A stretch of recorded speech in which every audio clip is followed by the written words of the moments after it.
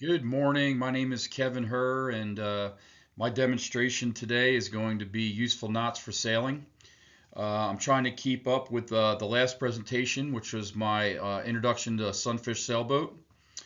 And so I gave you the overall view of sunfish and its origination, and also a description of the components of the sailboat. But a general understanding of how to use knots is very important. So I have a rope here, a piece of rope. I have another piece of string here, and then I have a locking gimbal. This is important. This assembly is generally on the hull of your sailboat, Sunfish, and it has a lock here, a locking mechanism that allows you to lock the line in place when sailing, so your hand doesn't get tired. But more importantly, I'm going to teach you how to keep control of your main line, and so you don't lose your sheet while you're sailing. So the three knots I'm going to teach you today are the bow line or bow line, the sheet bend, and the stopper knot, which is also known as the figure 8 knot. Keeping good order of your ropes on a sailboat is essential to safety and function. Safety always comes first. Messy lines on a boat can lead to significant issues such as tripping hazards and other injuries, and ultimately death. If you were to, fall overboard and get tangled up in a rope, you could drown to death. So, but ropes are also form over function. There's been people that have been sailing for centuries, and they've come up with very functional knots. Knots are not only used for securing things and creating a way to, sail or help you to sail with ropes. But knots are also supposed to be capable of coming out. So you can't just tie some random knot in your rope and then think, oh, that's great. And then when you go to use your rope again, the knot's incapable of coming undone. All right, so the first knot that we're going to learn is going to be a bow line or bow line knot.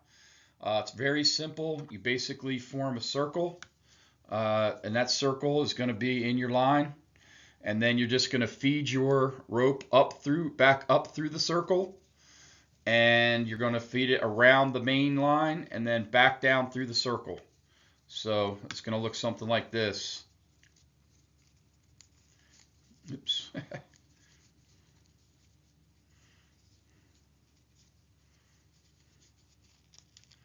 And as I say that, I make it more difficult than it needs to be.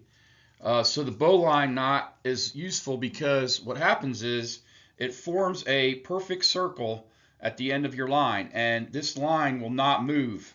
As you can see, it's not a slip knot. It won't slip. This can be used to tie onto the dock, tie onto a piling. Can be used for many different reasons. It could be used to tie a skier onto a tow hook of a powerboat. But more importantly, in sailing, it would be used for tying onto the dock or something like that. Or anytime you need a circle that you don't want to move, okay? So that is a bowline knot. The next knot we're going to learn about is the step-by-step sheet bend. So we got your sheet bend knot. This is basically a square knot. So you got two pieces of rope that you want to join together. You're going to form a loop on one end, okay? You're going to feed your smaller rope through and around, okay? And then back over the top, and then back through this portion here. So you're basically joining two pieces, and as you can see, that is super tight. That will not give way at all. So it's very easy for tying two ropes together when you need that. Now the other thing with that is it comes out just as easily. So again, knots are useful, but you don't want to have a knot that you can't get back out. And then finally, your figure 8 knot. So we have this cleat that we use in sailing for our Sunfish sailboat. And a lot of times, or at all times, when you sail, you bring your main sheet line through the cleat. Okay, both ends of this cleat. I should have went the other way. Difficult when you're not on your boat. But anyway, you go through your boat. All right, so you got your main line going through your cleat, right? Well, you don't want to lose. If you lose your hand grip, you don't want to lose it completely, so you're going to do a figure 8 on this end. So your figure 8 is just that. You're going to start off with your main line. You're going to do a loop, and you're going to go over top of the rope in front of you, and then you're going to bring it around behind you and then back up through the middle. And it's basically going to form a figure 8, just like it says, and it's a perfect 8. And then when I bring my cleat back, let's say I lose my main sheet, my figure 8 line will stop at the gimbal. Okay, you can see it will not slide through the eyelet at all.